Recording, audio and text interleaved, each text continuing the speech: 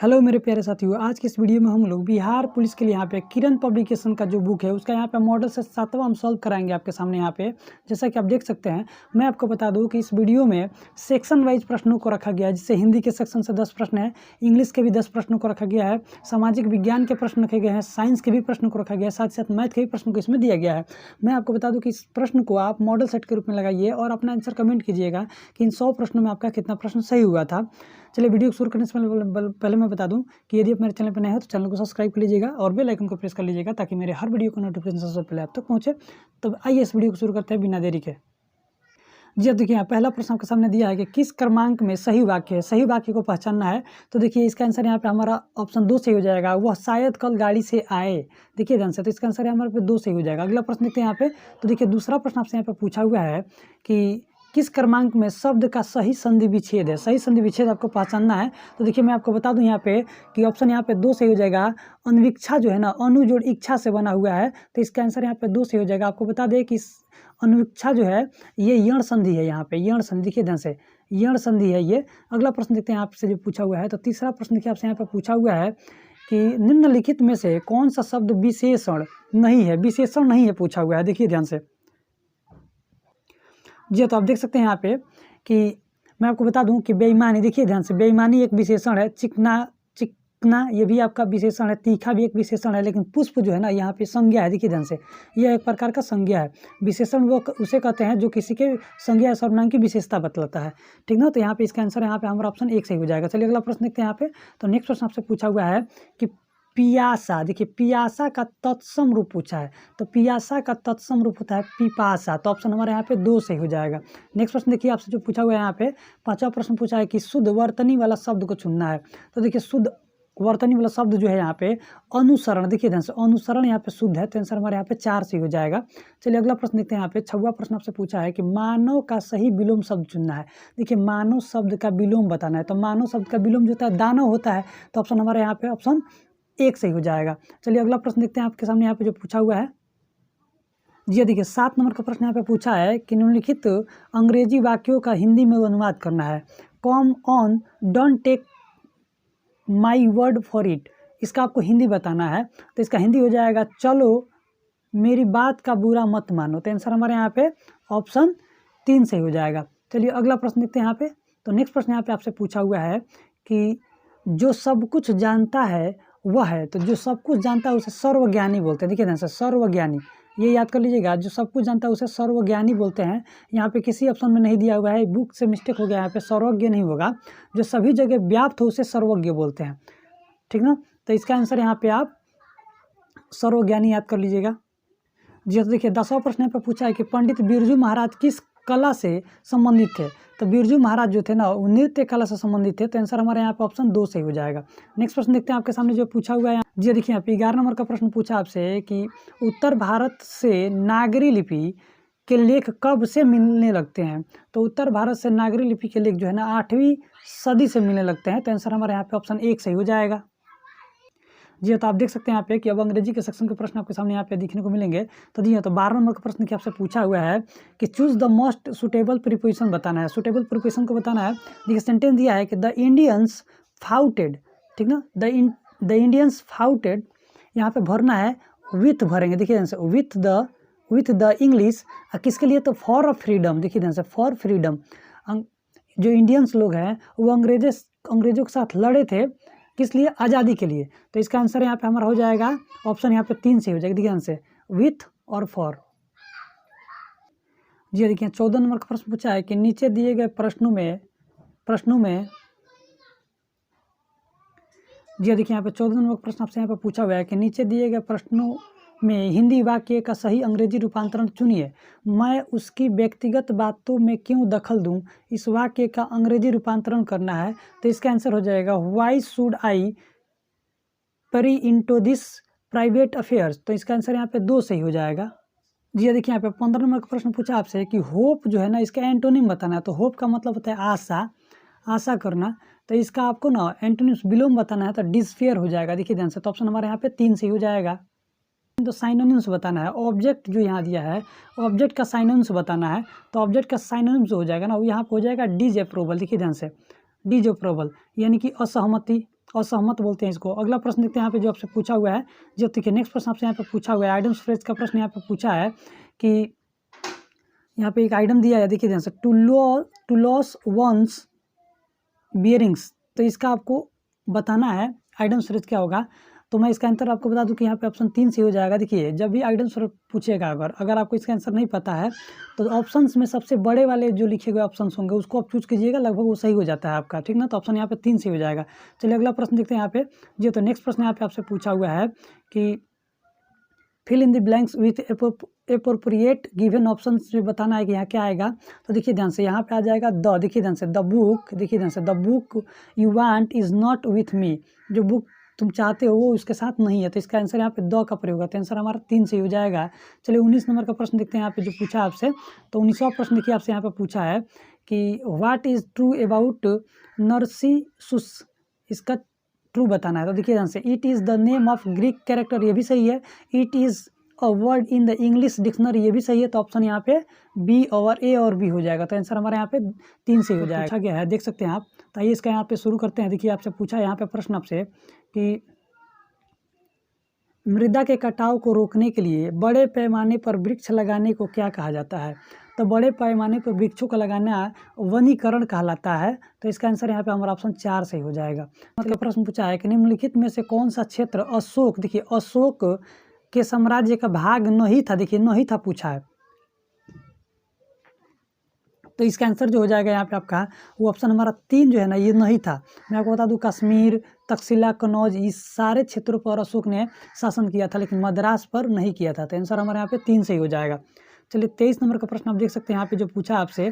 तो 23वां प्रश्न पूछा है कि निम्नलिखित में से किस लड़ाई में नेपोलियन फ्रांस की अंतिम हार हुई थी। देखिए ध्यान से, नेपोलियन की अंतिम हार जो हुई थी किस युद्ध में हुई थी। तो मैं आपको बता दूं कि ट्राफलर, देखिए ध्यान से, ट्राफलर की जो लड़ाई हुई थी ना, ट्राफलर की युद्ध, इसी युद्ध में नेपोलियन को हार मिलती है। इसके पहले देखिए वाग्राम की युद्ध, पिरामिड की लड़ाई, ऑस्ट्रेलिट्स की लड़ाई, ये तीनों युद्धों में नेपोलियन विजयी हुआ रहता है, जीता रहता है। लेकिन ऑप्शन यहाँ पे 1 से हो जाएगा, जिसमें ये हार जाता है, ट्राफलगर की लड़ाई में हार जाता है ये जी। तो देख सकते हैं यहाँ पे आपके 24 नंबर का प्रश्न पूछा आपसे कि जनसंख्या के अध्ययन को क्या कहते हैं। तो जनसंख्या के अध्ययन को जनसांख्यिकी कहते हैं। तो आंसर हमारे यहाँ पे ऑप्शन 3 से ही हो जाएगा।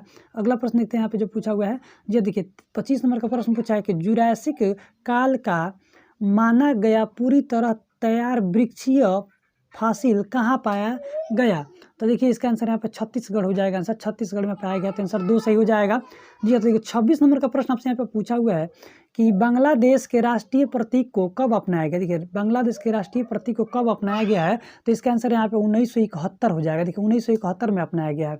नेक्स्ट प्रश्न देखते हैं यहाँ पे जो पूछा हुआ है जी। देखिए 27 नंबर का प्रश्न आपसे पूछा है कि उपराष्ट्रपति जो होते हैं उसके संबंध में कौन सी बात इसमें सत्य है, आपको यही बताना है। तो देखिए ध्यान से, संसद का सदस्य नहीं होता है, वो किसी भी सदन के संसद का सदस्य नहीं होता है। तो आंसर यहाँ पे हमारा 4 से ही हो जाएगा जी। देखिए यहाँ पे 28वां प्रश्न आपसे पूछा है कि गवर्नमेंट ऑफ इंडियन एक्ट 1935 किस पर आधारित था। देखिए ध्यान से, तो किस पर आधारित था पूछा है, तो साइमन कमीशन पे आधारित था। देखिए ध्यान से, तो इसका आंसर हमारा ऑप्शन 1 सही हो जाएगा। नेक्स्ट प्रश्न देखते हैं जो पूछा है। तो 29 नंबर का प्रश्न देखिए आपके सामने यहाँ पे पूछा हुआ है, देख सकते हैं यहाँ पे कि निम्नलिखित भू आकृतियों में से किसके द्वारा बिहार राज्य का उत्तरी पश्चिमी भाग घिरा हुआ है। बिहार राज्य का उत्तरी पश्चिमी भाग जो घिरा हुआ है ना, वो सोमेश्वर की पहाड़ी की श्रेणियों से घिरा हुआ है। तो आंसर हमारे यहाँ पे 1 सही हो जाएगा। चलिए 30 नंबर का प्रश्न देखते हैं जो यहाँ पे पूछा हुआ है। तो 30वां प्रश्न पूछा यहाँ पे कि 1914 में भारतीय राष्ट्रीय दल, देखिए भारतीय राष्ट्रीय दल की बर्लिन में स्थापना किसने की थी। देखिए 1914 में भारतीय राष्ट्रीय दल की बर्लिन में स्थापना जो की थी उस व्यक्ति का नाम पूछा है। तो मैं आपको बता दूं यहाँ पे कि चंपाकरण पिल्लई, देखिए चंपाकरण पिल्लई जी ने इसका स्थापना किया था। तो आंसर यहाँ पे 4 से हो जाएगा। चलिए 31 नंबर का प्रश्न देखते हैं आपके सामने यहाँ पे क्या पूछा हुआ है। तो देखिए यहाँ पे 31 नंबर का प्रश्न है जो जी। देखिए 31वां प्रश्न आपसे यहाँ पे पूछा हुआ है कि भारत की प्रथम महिला शासक कौन थी। देखिए ध्यान से, भारत की प्रथम महिला शासिका का नाम पूछा है। तो इसका आंसर यहाँ पर रजिया सुल्तान हो जाएगा। आंसर हमारा यहाँ पे 3 से हो जाएगा। मैं आपको बता दूं कि 1236 में यह शासन गद्दी पे बैठती है और 1240 तक ये शासन करती है। देखिए ध्यान से, तो इसका आंसर यहाँ पे ऑप्शन हमारा 3 से हो जाएगा। चलिए नेक्स्ट प्रश्न देखते हैं आपके सामने जो पूछा हुआ है ये। देखिए 32 नंबर का प्रश्न आपसे पूछा है कि भारत में विशेष आर्थिक क्षेत्र क्या बढ़ाने के लिए स्थापित किए गए थे। देखिए विशेष आर्थिक क्षेत्र को बढ़ाने के लिए क्या स्थापित किए गए हैं, तो विदेशी निवेश से स्थापित किए गए। देखिए ध्यान से, तो आंसर हमारे यहाँ पे ऑप्शन 2 सही हो जाएगा। चलिए यहाँ पे 33 नंबर का प्रश्न देखते हैं जो पूछा हुआ है। तो 33 नंबर का प्रश्न पूछा है कि जब सूर्य के ऊपर होता है तब संपूर्ण पृथ्वी पर दिन और रात समान होते हैं। तो देखिए मैं बता दूं कि जब सूर्य जो है ना भूमध्य रेखा के ऊपर होता है ना, तब दिन और रात समान होते हैं। आपको बता दूं मैं कि देखिए ध्यान से, इस घटना को हम लोग विषुव के नाम से जानते हैं। देखिए ध्यान से, विषुव के नाम से जानते हैं, विषुव। चलिए अगला प्रश्न देखते हैं आपके सामने जो पूछा हुआ है। देखिए नेक्स्ट प्रश्न यहाँ पे पूछा है कि भारत छोड़ो आंदोलन के दौरान समानांतर सरकार का गठन कहाँ किया गया था। तो आपको बता दूं कि इसका आंसर यहाँ पे उत्तर प्रदेश में बलिया में स्थापित किया गया था समानांतर सरकार। तो ऑप्शन यहाँ पे 4 सही हो जाएगा। चलिए नेक्स्ट प्रश्न देखते हैं जो पूछा है आपसे यहाँ पे। जी हाँ, तो 35 नंबर का प्रश्न आपसे पूछा है कि सागोसो समुद्री, देखिए सागोसो समुद्र किस महासागर में स्थित है। तो सागोसो समुद्र जो है ना वो अटलांटिक महासागर में स्थित है। नेक्स्ट प्रश्न आपसे पूछा है यहाँ पे कि जिला न्यायालयों के न्यायाधीशों की नियुक्ति किसके द्वारा की जाती है। तो जिला के न्यायालय के न्यायाधीश होते हैं ना, उनकी नियुक्ति यहाँ पर राज्यपाल करता है। तो आंसर हमारा यहाँ पे ऑप्शन 1 सही हो जाएगा। चलिए यहाँ पे 37वां सवाल देखते हैं। 37 नंबर का प्रश्न पूछा आपसे कि 1932, देखिए पूना समझौता जो है ना 1932 किसके बीच हुआ था। तो यह जो हुआ था ना गांधी जी और अम्बेडकर जी के बीच में हुआ था। तो इसका आंसर ऑप्शन हमारे यहाँ पे 2 सही हो जाएगा। जी तो देखिए यहाँ पे 38 नंबर का प्रश्न पूछा है कि प्रथम विश्व युद्ध में जापान जो है ना किसकी ओर से लड़ा था। तो मैं आपको बता दूं कि प्रथम विश्व युद्ध जो 1914 में हुआ था, देखिए ध्यान से 1914 में हुआ था, इसमें एक तरफ जो है ना रूस था। देखिए ध्यान से, रूस था, रूस के साथ में जो था यहाँ पे फ्रांस था, और फ्रांस के साथ में जो था ना यहाँ पे ब्रिटेन था। देखिए 3 देश मिलकर एक साथ लड़ रहे थे, ब्रिटेन था, ये 3 देश मिलकर एक साथ लड़ रहे थे।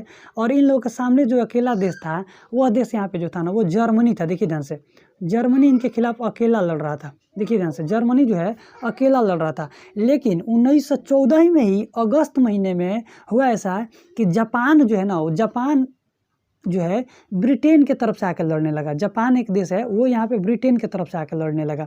तो आपसे पूछा है कि जापान किसकी ओर से लड़ा। तो 1914 में ही अगस्त महीने में जापान जो है ना ये ब्रिटेन की तरफ से आकर लड़ने लगता है, और जर्मनी की तरफ से टर्की देश आकर लड़ने लगती है सहायता के रूप में। तो इस प्रकार से इसका आंसर आप देख सकते हैं यहाँ पे आंसर हमारा 4 से होगा। जर्मनी के खिलाफ यूनाइटेड किंगडम के साथ यानी कि ब्रिटेन के साथ मिलकर वो लड़ने लगता है। तो 4 से हो जाएगा। कि श्रीलंका में डच और पुर्तगाली उपनिवेशों के वंशजों को क्या कहा जाता है। तो चलिए इसका आंसर यहाँ पे देखते हैं, ऑप्शन क्या दिया हुआ है। जी है, तो उसके वंशजों का नाम पूछा है, तो इसका वंशज जो हो जाएगा होगा यहाँ पे आपके पास। देखिए इसका आंसर हो जाएगा 3 से हो जाएगा, बरघेर। देखिए ना सब बरघेर जो है ना इसका आंसर हो जाएगा। जी देखिए 40 नंबर का प्रश्न आपसे यहाँ पर पूछा हुआ है कि राजनीति और नीतियों से व्युत्पन्न शब्द इंद्रधनुषी गठबंधन शब्द किसने दिया था। तो ये जो शब्द दिया था वो बराक ओबामा ने दिया था। तो आंसर हमारे यहाँ ऑप्शन 2 से ही हो जाएगा।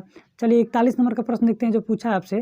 तो 41वां प्रश्न पूछा है कि वातावरण की वह परत जो रेडियो तरंगों को परावर्तित करती है कौन सी है।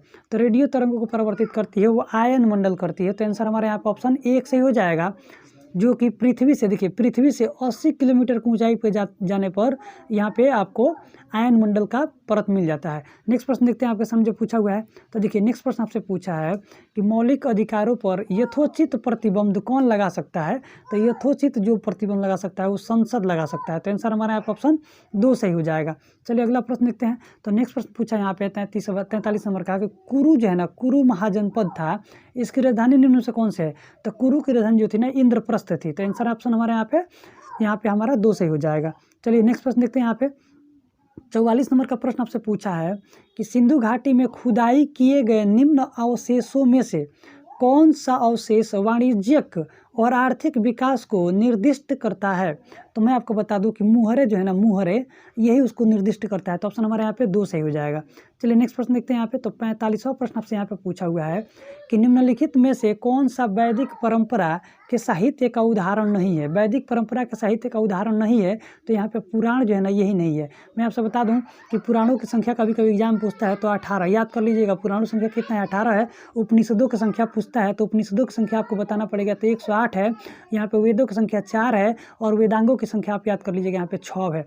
चलिए आगे देखते हैं अगला प्रश्न क्या पूछा है। जी देखिए यहाँ पे अगला प्रश्न पूछा है 46 नंबर का कि किस भारतीय राजा ने सिकंदर का विरोध किया था। देखिए सिकंदर का विरोध जो किया था उस व्यक्ति का नाम बताना है। तो पंजाब का शासक था पोरस, इसी ने सिकंदर का विरोध किया था और इसके द्वारा इनके विरुद्ध एक युद्ध लड़ा गया था जिसका नाम था झेलम या विशस्ता युद्ध, या उसी को एक और नाम से जानते हैं जिसका नाम है हाइडेस्पीज। देखिए ध्यान से, हाइडेस्पीज का युद्ध बोलते हैं इसको, हाइडेस्पीज के युद्ध के नाम से भी इसे जाना जाता है।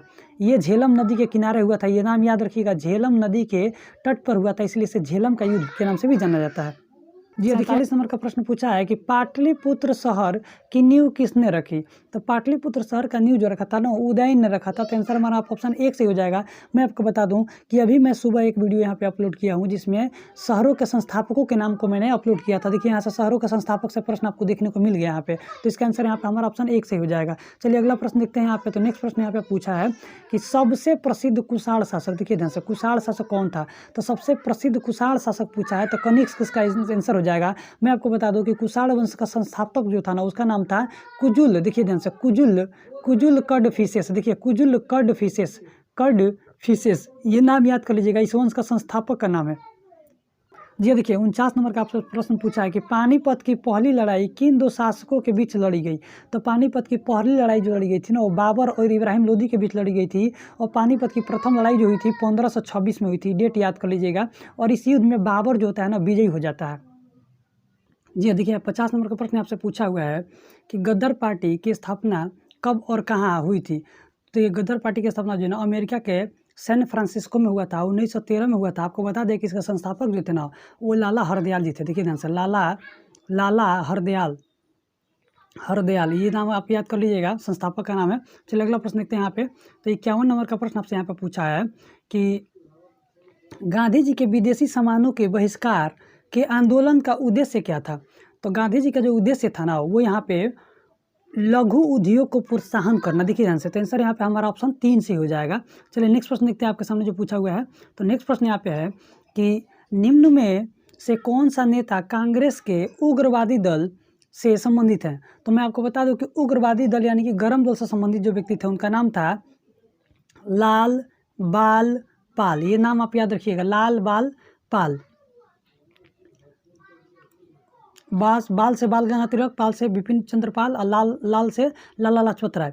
तो देखिए आपसे पूछा है कि कौन इसमें संबंधित था, ये पूछा हुआ है। तो देखिए ध्यान से, और इसके साथ साथ अरविंद घोष का भी नाम आप याद रखिए, गरम दल से संबंधित है। तो यहाँ पे आपका आंसर जो हो जाएगा वो हमारा ऑप्शन यहाँ पे 1 से हो जाएगा, अरविंद घोष। देखिए ध्यान से, ऑप्शन हमारा 1 से हो जाएगा। लेकिन यहाँ पर दादा भाई नौरोजी और गोपाल कृष्ण गोखले, ये सब नरम दल से संबंधित है। चलिए अगला प्रश्न देखते हैं आपके सामने जो पूछा हुआ है। तो नेक्स्ट प्रश्न यहाँ पे पूछा हुआ है कि दूसरी गोलमेज कॉन्फ्रेंस में भारतीय राष्ट्रीय कांग्रेस का प्रतिनिधित्व किसने किया था। तो भारतीय राष्ट्रीय कांग्रेस का प्रतिनिधित्व जो किया था ना दूसरे गोलमेज सम्मेलन में, वो महात्मा गांधी जी किए थे। तो इसका आंसर यहाँ पे हमारा ऑप्शन 3 हो जाएगा। आपको बता दें कि द्वितीय गोलमेज सम्मेलन जो हुआ था वो 1931 में हुआ था, ये डेट आप याद कर लीजिएगा। प्रथम जो हुआ था 1930 में हुआ था, और तृतीय जो हुआ था 1932 में हुआ था। तो आपसे एक प्रश्न पूछता है कि तीनों गोलमेज सम्मेलन पे भाग लेने वाले व्यक्ति का नाम पूछता है, तो उनका नाम है डॉक्टर भीमराव अम्बेडकर। ये नाम आप याद कर सकते हैं यहाँ से। जी देखिए यहाँ पे 54 नंबर का प्रश्न पूछा है कि निम्न में से कौन सी देशांतर रेखा भारतीय मानक समय को निर्धारित करती है। तो देखिए भारतीय मानक समय को निर्धारित करने वाली रेखा जो है ना, वो 82.5 डिग्री पूर्वी देशांतर रेखा है। देखिए ध्यान से, तो ऑप्शन नंबर 4 से हो जाएगा। मैं आपको बता दूं कि 82.5 डिग्री पूर्वी देशांतर रेखा जो है ना, वो भारत में इलाहाबाद, देखिए ध्यान से, इलाहाबाद के मिर्ज़ापुर, देखिए ध्यान से, मिर्ज़ापुर से होकर गुजरती है। और साथ ही साथ मैं बता दूं कि ये ग्रीनविच रेखा जो है ना, ग्रीनविच समय रेखा से 5.5 घंटा आगे है। याद रखिएगा, ये 5.5 घंटे आगे है ये। और मैं आपको बता दूं कि ये जो मानक समय रेखा जो है भारत के 5 राज्यों से होकर गुजरती है। उन 5 राज्यों का नाम आप याद कर सकते हैं यहाँ से। जैसे पहला है यूपी, उत्तर प्रदेश से गुजरती है। मध्य प्रदेश एमपी से गुजरती है। उसके बाद से मैं बता दूं आपको छत्तीसगढ़ से गुजरती है। छत्तीसगढ़ के बाद से आपको मैं बता दूं यहाँ पे कि उड़ीसा से गुजरती है ये रेखा। उड़ीसा के बाद से यह रेखा जो है अरुणाचल प्रदेश से गुजरती है।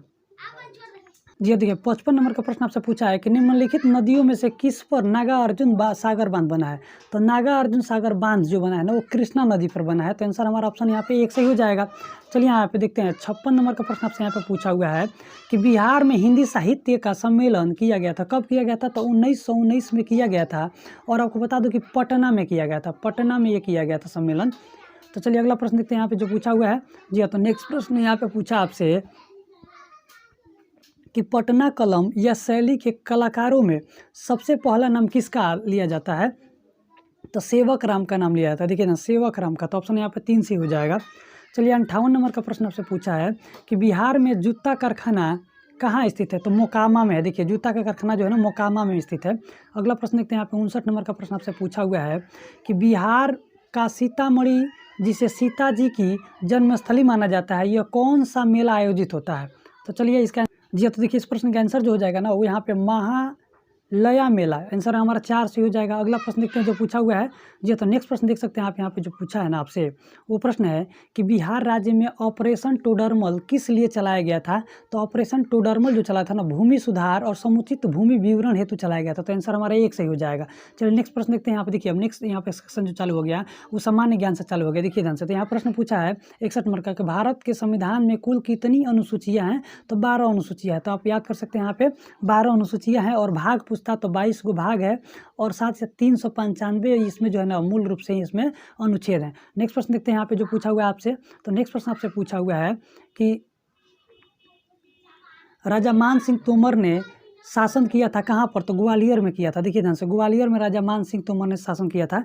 नेक्स्ट प्रश्न देखिए 63 नंबर का प्रश्न आपसे यहाँ पर पूछा हुआ है कि निम्नलिखित में से किस स्थान पर हड़प्पा संस्कृति की अग्निवेदियाँ पाई गई? अग्निवेदियाँ जो पाई गई ना वो लोथल में और कलिबंगन में पाई गई। देखिए ध्यान से, लोथल और कलिबंगन। देखिए कलिबंगन ये 2 जगहों पे जो है ना अग्नि की कुंडलियाँ पाई गई हैं, कुंडियाँ। तो इसके आंसर यहाँ पे लोथल इस ऑप्शन के हिसाब से हमारा 2 सही हो जाएगा जी। तो देखिए यहाँ पे 64 नंबर का प्रश्न पूछा है कि नॉमिनल जीडीपी एक अर्थव्यवस्था में आर्थिक उत्पादन का आकलन करता है जिसकी गणना शामिल होती है। क्या चीज़? तो वर्तमान मूल्यों को शामिल किया जाता है। तो ऑप्शन यहाँ पे हमारा 3 सही हो जाएगा जी। देखिए यहाँ पे 65 नंबर का प्रश्न पूछा है कि नहर निगम के कमान क्षेत्र में पानी के समान वितरण की प्रणाली क्या है? तो अब आपको बताते हैं कि बाढ़बंदी। देखिए ध्यान से, बाढ़बंदी इसका आंसर होगा 3 सही हो जाएगा।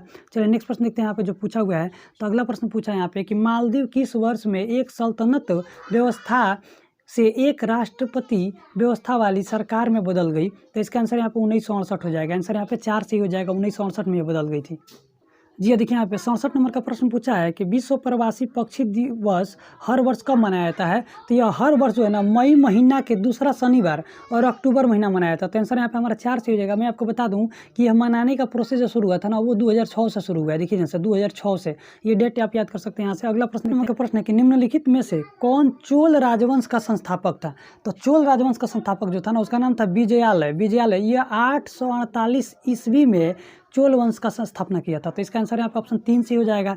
नेक्स्ट प्रश्न देखते हैं यहाँ पे। तो नेक्स्ट प्रश्न आपसे यहाँ पे पूछा हुआ है कि नेहरू रिपोर्ट जो 1928 में आई थी किससे संबंधित थी? तो नेहरू रिपोर्ट जो है ना वो संवैधानिक ढांचा से संबंधित थी, संवैधानिक ढांचा से। तो ऑप्शन यहाँ पे 2 सही हो जाएगा। चलिए नेक्स्ट प्रश्न देखते हैं यहाँ पे 70 नंबर का प्रश्न आपसे यहाँ पे पूछा हुआ है कि निम्नलिखित में से कौन सी पहाड़ियाँ मेघालय में स्थित नहीं है? पूछा। देखिए मेघालय में स्थित नहीं है पूछा है तो दफला की पहाड़ियाँ। देखिए ध्यान से, दफला की पहाड़ियाँ मेघालय में स्थित नहीं है और ये जो है ना अरुणाचल प्रदेश में स्थित है। बाकी यहाँ पे जो है ना जजयंतिया, गारो और खासी ये तीनों पहाड़ियाँ जो है ना मेघालय में स्थित है। चलिए नेक्स्ट प्रश्न देखते हैं यहाँ पे। नेक्स्ट यहाँ पे देख सकते हैं आपकी साइंस के प्रश्नों को आपको यहाँ पे सॉल्व करने के लिए मिलेगा। चलिए अगला प्रश्न यहाँ पे देखते हैं पूछा क्या है। तो नेक्स्ट प्रश्न यहाँ पे है जी। देखिए 72 नंबर का प्रश्न यहाँ पे पूछा है कि 2 वस्तुओं के मध्य गुरुत्वाकर्षण बल F यदि प्रत्येक वस्तु की मात्रा को चौगुनी कर दिया जाए तो बल क्या होगा?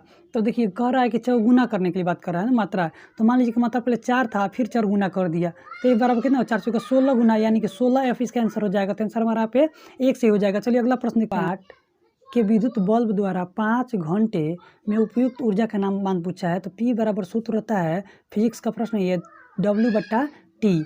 आपसे W का मान पूछा है तो W बराबर हो जाएगा P गुणे यहाँ पे T हो जाएगा। मैं आपको बता दूं कि 100 वाट दिया है, 100 वाट को आप किलोवाट घंटा में बदल दीजिए। 100 अब बट्टा क्या कीजिएगा इसमें आप 1000 का डिवाइड कर दीजिएगा। तो 1000 का जब डिवाइड कीजिएगा तो ये मान आ जाएगा 0.1 किलोवाट आ जाएगा। देखिए ध्यान से, और टाइम जो यहाँ दिया है 5 घंटा दिया हुआ है। तो देखिए ला कर रख दीजिए यहाँ पे। तो आपका P का मान कितना आ गया? तो P का मान आ गया 0.1 किलोवाट घंटा गुणे यहाँ पे 5 घंटे में निकालना है तो 5 का गुणा कर देंगे तो हो जाएगा 0.5 आ जाएगा। इसका आंसर यूनिट ऊर्जा हो जाएगा जो कि हमको ऑप्शन यहाँ पे देखिए ध्यान से। तो ये कितना दिया है? तो ऑप्शन 3 में दिया है। तो ऑप्शन हमारे यहाँ पे 3 से हो जाएगा। नेक्स्ट प्रश्न देखते हैं जो पूछा हुआ है। अगला प्रश्न यहाँ पे पूछा है 74 प्रश्न का मैं आंसर यहाँ पे 1 बता दे रहा हूँ, आप इसको सॉल्व कर लीजिएगा, पढ़ के देख लीजिएगा। जी देखिए यहाँ पे 75 नंबर का प्रश्न आपसे पूछा है कि एक घोल का पीएच मान 3 है। तो पीएच मान 3 का मतलब हुआ है कि पीएच जो होगा ना यहाँ पे वो 10 के पावर देखिए -3 है। एक तरह से देखिए ध्यान से। अब कह रहा है कि इसे 100 गुना तनु बनाया जाता है तो परिणामी घोल कितना होगा। तो देखिए अब इसका 100 गुना यानी क्या हो जाएगा यहाँ पे, तो 10 के पावर यहाँ पे 2 हो जाएगा। देखिए ध्यान से। अब इसको जब ऊपर भेजिएगा आप तो हो जाएगा यहाँ पे क्या आपका, तो 10 के पावर -3 और गुना कितना 10 के पावर ये ऊपर जब जाएगा पावर 2 तो -2 हो जाएगा। तो दोनों यहाँ पर देखिए जब बेस समान होता है तो पावर जुड़ता है। तो 10 के पावर कितना हो जाएगा -5 और -5 का मतलब जो यहाँ पावर होगा ना वही इसका पीएच मान हो जाएगा। तो माइनस का पावर 5 यानी कि 5 इसका पीएच मान हो जाएगा। तो इसका आंसर यहाँ पे हमारा क्या हो जाएगा, ऑप्शन हमारा यहाँ पे 2 सही हो जाएगा। जी देखिए यहाँ पे 76 नंबर का प्रश्न पूछा है कि विद्युत अपघटन के नियम का प्रतिपादन किसने किया था। तो माइकल फैराडे ने किया था। तो आंसर हमारे यहाँ पे 3 सही हो जाएगा। जी हाँ, तो देखिए यहाँ पे 77 नंबर का प्रश्न को केमिस्ट्री का प्रश्न पूछा है कि 54 ग्राम जल में उपस्थित अणुओं की संख्या पूछा है। तो पहले तो जल के अणुओं की संख्या निकालना है। तो देखिए क्या हो जाएगा, आपको पता है कि H2O होता है। तो H यानी परमाणु क्रमांक 1 A का गुणा करेंगे तो 2 हो जाएगा। यहाँ पे देखिए 2 एकम 2 प्लस ऑक्सीजन का परमाणु क्रमांक 8 होता है और इसका दरमियान निकला होता है 8 दूनी की 16 हो जाएगा और दोनों को जोड़िए तो कितना आ जाएगा 18 आ जाएगा। देखिए ध्यान से 18 आ गया। अब 54 ग्राम में कहा है ना, तो आपको करना ये है यहाँ पे लिखना है आपको कि 54 ग्राम अब बट्टा 18 गुणे देखिए एक हाइड्रो संख्या में कितना मान होता है, तो 6.023 गुणे 10 के पावर 23 होता है। देखिए ध्यान से इतना होता है। अब देखिए 18 से कटा देता है 18 × 54 हो जाएगा और 3 का इसमें गुणा कर दीजिए 6.023 में गुणा कर दीजिएगा तो आपका आ जाएगा आंसर यहाँ पे ऑप्शन 2 से हो जाएगा 18.66 गुणे 10 के पावर 23। जी हाँ, तो देखिए यहाँ पे आपसे पूछा 78 नंबर प्रश्न की किसी तत्व की पिंड संख्या यहाँ पे 24 है तो न्यूट्रॉनों की संख्या यदि 12 है तो उस तत्व में इलेक्ट्रॉनों की संख्या ज्ञात करना है। तो मैं आपको बता दूं कि न्यूट्रॉन और देखिए ध्यान से प्लस प्रोटॉन बराबर पिंड की संख्या होता है। तो आपसे क्या पूछा यहाँ पे, तो पूछा इलेक्ट्रॉनों की संख्या पूछा ना, 24 में से आप 12 को घटा दीजिए। तो 24 में से आप 12 घटा दीजिएगा तो कितना आएगा, 12 ही आएगा ना। तो ऑप्शन यहाँ पे हमारा 3 सही हो जाएगा। चलो नेक्स्ट प्रश्न देखते हैं यहाँ पे। तो नेक्स्ट प्रश्न यहाँ पे देखिए आपसे प्रयोग एक पूछा हुआ है, आप देख सकते हैं यहाँ पे। इस प्रयोग के अनुसार आपको इसका आंसर को बताना है। 79 नंबर का सवाल आप पढ़ लीजिएगा। इसका आंसर मैं आपको बता दे रहा हूँ यहाँ पे। तो ऑप्शन हमारे यहाँ पे 2 सही हो जाएगा। जी अब देखिए आप 80 नंबर का प्रश्न आपसे यहाँ पर पूछा हुआ है कि निम्नलिखित में से कौन सा साबुन का अणु दर्शाता है। तो साबुन का अणु यहाँ पे ऑप्शन 1 सही हो जाएगा। COONA जो है ना यही आपको दर्शा रहा है यहाँ पे। नेक्स्ट प्रश्न देखिए आपसे यहाँ पर पूछा हुआ है नेक्स्ट प्रश्न कि 1 न्यूटन देखिए ध्यान से 10 न्यूटन का एक बल सरल रेखा में गतिमान 5 किलोग्राम के पिंड पर लगकर उसकी गति को 8 मीटर प्रति सेकंड से 10 मीटर प्रति सेकंड में बदल देता है तो कार्य पूछा है। तो मैं आपको बता दूं गतिज ऊर्जा होता है ना, तो गतिज ऊर्जा के में परिवर्तन की दर इसका आंसर हो जाएगा। तो 1/2 कितना किलोग्राम का है, तो 5 किलोग्राम का ही पदार्थ है। देखिए कैसे बनाइएगा इसको, 1/2 परिवर्तन होगा 1/2 गुणे 5 इसका द्रव्यमान है और आवेग में परिवर्तन के दर देखिए ध्यान से। तो पहले कितना हो गया 10, तो v² होता है तो v 10 के स्क्वायर और माइनस के यहाँ पे 8 के स्क्वायर। बस इसको सॉल्व कर दीजिए आप, इसका आंसर यहीं पे आपका निकल जाएगा। तो 1/2 गुणे यहाँ पे 5 गुणे यहाँ पे 10 दुनिया का 100 हो जाएगा। 100 में से 64 घटेगा तो यहाँ पे आएगा आपका 36 आएगा। 36 में 2 से भाग कीजिएगा तो आएगा यहाँ पे 18। तो 18 पचे कितना हो जाएगा 90 आ जाएगा, यानी कि 90 जूल का आंसर हो जाएगा, जो कि ऑप्शन यहाँ पे हमको 3 में दिया हुआ है। जी अब तो देखिए 82 नंबर का प्रश्न यहाँ पे आपसे रिएक्शन से पूछा है। जब इथाइल अल्कोहल को सांद्र गंधक अम्लों में 443 केल्विन पर गर्म किया जाता है तो वह संतृप्त हाइड्रोकार्बन उत्पन्न करता है। कैसा, तो इथीन का उत्पन्न करता है। तो ऑप्शन यहाँ पे 3 से हो जाएगा। चलिए नेक्स्ट प्रश्न देखते हैं आपके सामने। जो जी देखिए यहाँ पे 85वां प्रश्न पूछा है कि केवल नर मेढक ही टटराते हैं क्योंकि देखिए मादा मेढकों के पास नौवाह के कुछ नहीं पाए जाते हैं, इसीलिए यहाँ पे केवल नर मेढक ही टटराते हैं। यहाँ पे एक प्रश्न यहाँ पे दिया है श्रेणी क्रम में परिपथों का समतुल्य प्रतिरोध आपसे पूछा हुआ है। परिपथ यहाँ पे दिखा दिया है, आप इसका आंसर सॉल्व करके कमेंट कीजिएगा इसका आंसर क्या आएगा। इस प्रश्न को मैं छोड़ दे रहा हूँ। जी देखिए आपका 88वां प्रश्न पूछा आपसे कि हमारे शरीर में ऊर्जा किससे प्राप्त होता है। तो हमारे शरीर में ऊर्जा जो है ना सबसे अधिक मात्रा में यहाँ पे हमें कार्बोहाइड्रेट से प्राप्त होता है। तो ऑप्शन यहाँ पे 3 सही हो जाएगा। चलिए नेक्स्ट प्रश्न देखते हैं। यहाँ पे नेक्स्ट प्रश्न आपसे पूछा हुआ है कि निम्नलिखित में से कौन, देखिए ध्यान से, निम्नलिखित में से कौन जो है ना पादप कीटभक्षी नहीं है। तो कीटभक्षी नहीं है ना वो कसकुट्टा आंसर है यहाँ पे 4 से हो जाएगा। चलिए नेक्स्ट प्रश्न देखते हैं यहाँ पे जो आपसे पूछा हुआ है। तो नेक्स्ट प्रश्न आपसे यहाँ पे पूछा हुआ है कि जब कंपन स्वतंत्र द्विभुज में पर रखा जाता है तो एक तेज ध्वनि सुनाई देती है, किस कारण से होता है ऐसा।